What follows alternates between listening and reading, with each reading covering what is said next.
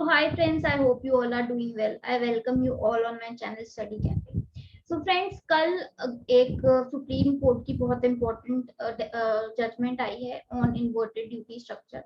तो वो जजमेंट आज हम इस वीडियो के थ्रू डिस्कस करेंगे। तो सबसे पहले तो मैं ऑब्वियसली अगर आप जजमेंट देखेंगे तो काफी लंबी जजमेंट है, सो इट्स अराउंड 140 पेजेस की जजमेंट है। ऑब्वियसली हम कंप्लीट जजमेंट नहीं डिस्कस करेंगे, बट हाँ कुछ कुछ जो उसकी बहुत रेलिवेंट बातें हैं वो आज हम इस वीडियो के थ्रू डिस्कस करेंगे।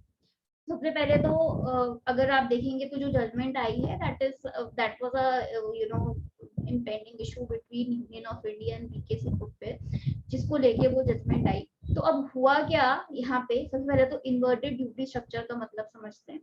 तो इन्वर्टेड ड्यूटी स्ट्रक्चर में सर क्या होता है कि आप समझिए एक पर्सन एक सेलर है। अब वो जो सामान खरीदता है उस पर जीएसटी रेट लग सकता है 12%, 18%, लेकिन जो वो बेच रहा है उसकी आउटपुट पे जीएसटी लग रहा है 5%। तो अब यहाँ पे क्या हो रहा है कि इस वजह से उसका आईटीसी एक्यूमुलेट हो रहा है।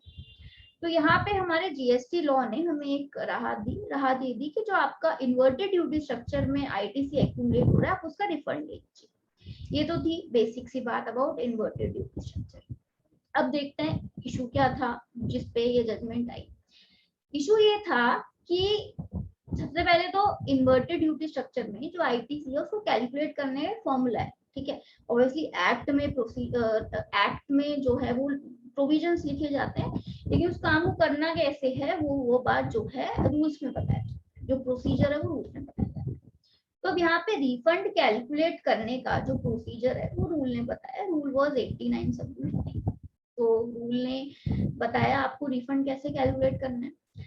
लेकिन अब यहाँ पे जो रूल ने रिफंड कैलकुलेट करने का हमें फॉर्मूला बताया, उन्होंने बोला कि आप जो गुड्स का इनपुट है वो तो लेंगे लेकिन सर्विसेज का आप इनपुट नहीं लेंगे। ये तो थी रूल की बात।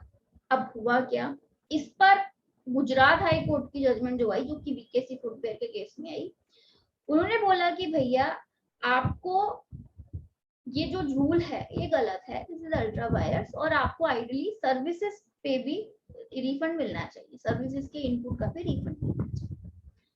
लेकिन साथ ही साथ मद्रास हाईकोर्ट की जजमेंट आई जो कि डिपार्टमेंट के फेवर में थी, और उन्होंने बोला कि नहीं, the rule is correct and ideally आपको सिर्फ और सिर्फ गुड्स का जो है इनपुट का रिफंड मिलना चाहिए। So the formula is correct. Okay, अब इसमें ऑब्वियसली जब आप देखेंगे दो हाई कोर्ट अलग अलग जजमेंट भी दे देते हैं and obviously this was something which was not in favour of revenue.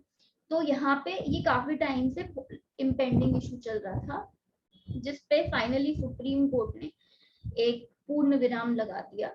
उन्होंने ये बात बोली कि the formula is correct and जब आप इन्वर्टेड ड्यूटी स्ट्रक्चर में आईटीसी में का जो फॉर्मूला है जो कि रूल 89 ने दिया है वो सही है, एंड उसमें आप सर्विसेज का इनपुट नहीं लेंगे जब आप नेट आईटीसी का जो आपका फॉर्मूला है वो कैलकुलेट करेंगे।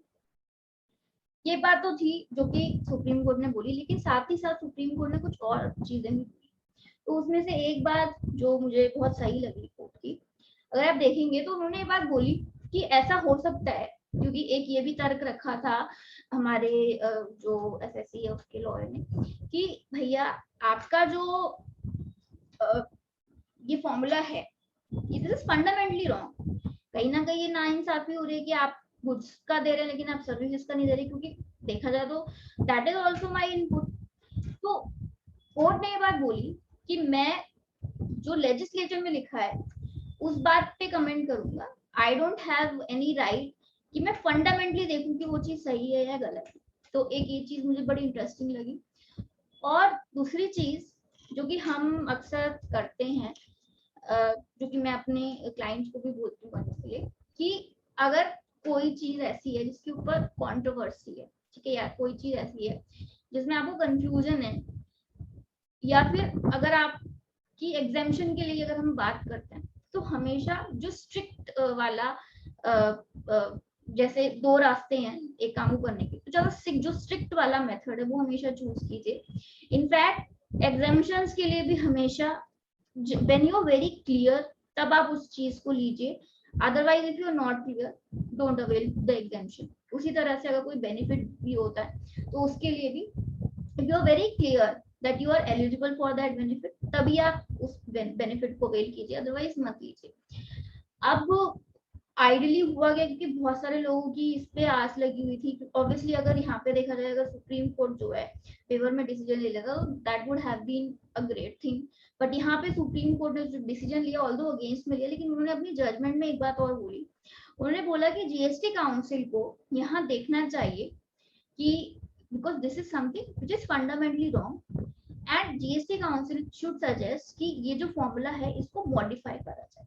ये चीज भी एक सुप्रीम कोर्ट ने अपने जजमेंट में सजेस्ट करा है। So this was the judgement and मैंने नीचे लिंक डाला है, आप देख सकते हैं, अगर चाहें तो आप उसको डाउनलोड कर सकते हैं, पढ़ सकते हैं। So it's very interesting and आप पढ़िएगा जरूर इसे। एंड अगर आपको ये वीडियो अच्छी लगी तो प्लीज इसे लाइक कीजिए, इसे शेयर कीजिए और मेरे चैनल को सब्सक्राइब कीजिए। Thank you very much friends, have